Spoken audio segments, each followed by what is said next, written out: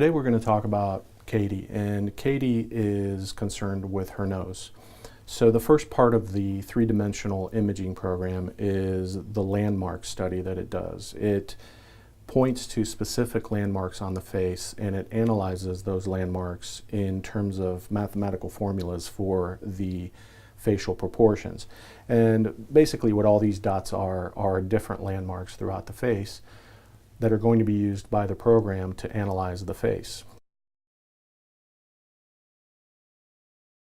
So let's actually go into that analysis now and see. The first part of the analysis is the facial symmetry component.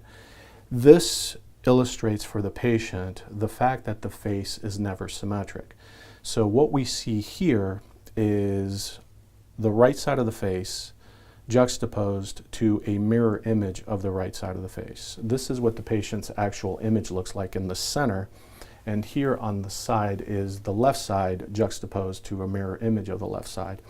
And what this does is illustrate to the patient the fact that there are differences not only in the nose but in the face. As we can see here, the two right side images show that the right side of the face is a little bit wider.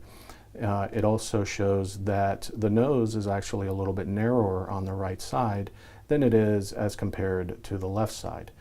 And we stress to patients that these are inherent asymmetries that exist with everybody. Obviously, Katie is a beautiful woman and we will never try to correct facial asymmetries, but it's important to point to patients that everybody has facial asymmetries and we really strive to improve them, but we can never correct them. The next component here is the reflection, and this actually shows the patient what they see when they are looking in a mirror, for example. The next part gets into the mathematical formulas for the face, and this is a very powerful tool in showing patients their proportions and whether their face is in proportion to the ideal canons that we use in facial analysis.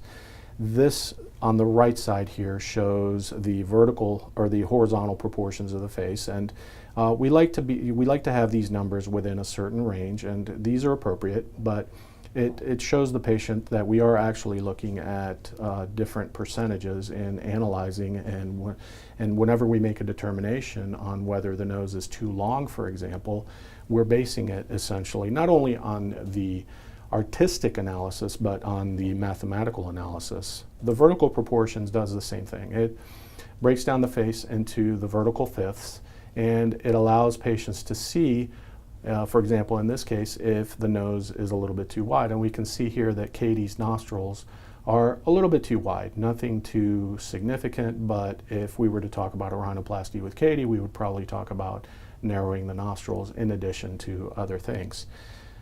Tip projection is how far the nose sticks out from the face. This is another important ratio that we use in analyzing the nose. The angle between the bottom of the nose and the lip is another important mathematical analysis that we use to determine on how much to rotate the tip up towards the top of the head. That is called rotation. Whenever we move the tip up, we are rotating the tip. Obviously, we want that rotation to be natural, and we want this angle to fall within a certain accepted number. And typically in women, this angle is between 100 and 110 degrees. Some people say 95 and 105 degrees. It varies. I find that it really all depends on the patient's concern and a realistic and natural outcome.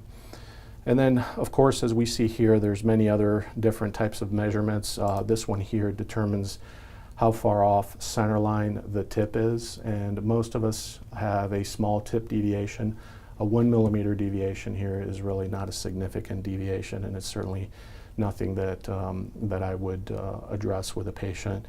The height of the bridge is an important analysis. As we see here, part of her problem is a dorsal hump. So that's going to be part of the conversation that we're going to have with Katie.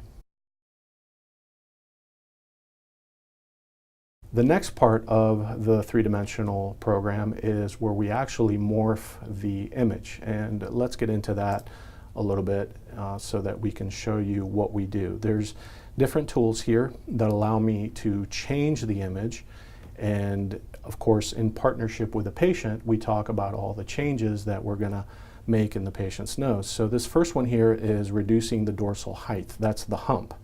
So let's work here and try to reduce her hump a little bit and do it in a natural fashion. We're doing it slowly so that you can see the change here. We're going to do a little freehand warp to give her a little better result here to reduce this little portion here. Okay, and then that's given her a straight profile at this point. So it looks natural, it looks feminine still, and it looks appropriate for her face. I'm going to try to reduce this area here. This area is called the supratip area, and we want to reduce that just a little bit in her case. Maybe a little touch here, just like that. Okay, so she has a much nicer feminine profile here.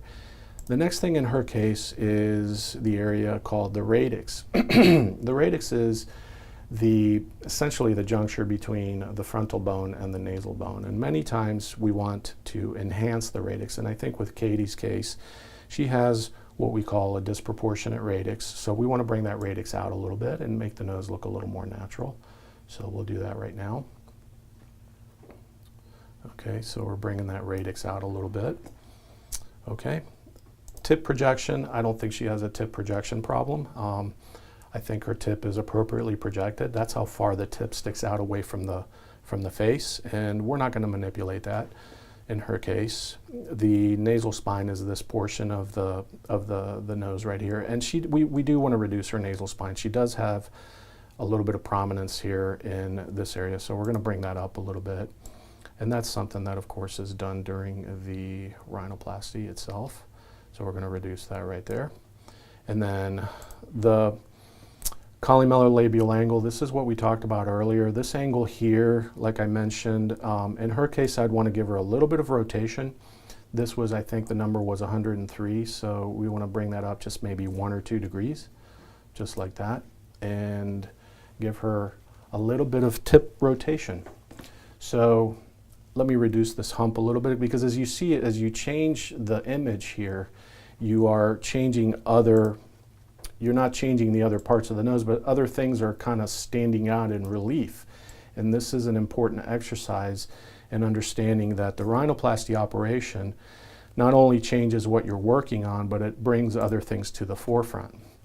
So on frontal view, we're going to, as we reduce that dorsal hump, we by definition will try to narrow the upper third of the nose here. That is this part up. We're going to narrow this part just a little bit. She doesn't need a whole lot here, but we're going to narrow this component of her face just a little bit like that. More importantly, we're going to narrow this middle third. I think she's a little bit wide here, and we're going to narrow that middle third a little bit for her, and I think she'll see a big improvement there. And then now we're going to come down into the tip, and she definitely needs to have the tip narrowed a little bit. So we're going to bring that tip in and reduce the width of the tip and make it less boxy in appearance and more triangular.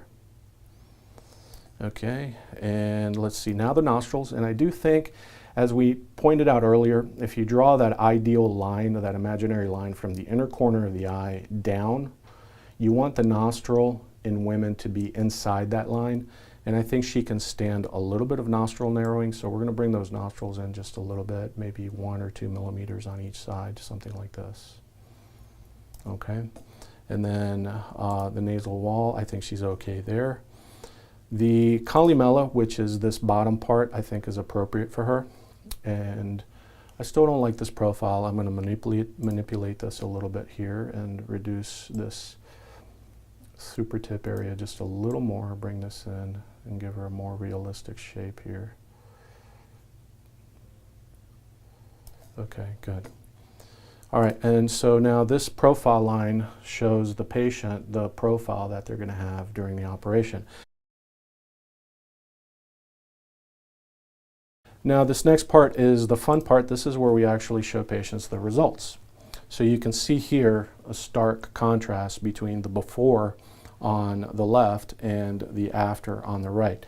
This tool is very powerful in showing patients not only the results, but it also shows patients the fact that as you rotate the nose around, they can appreciate the difference in all three dimensions.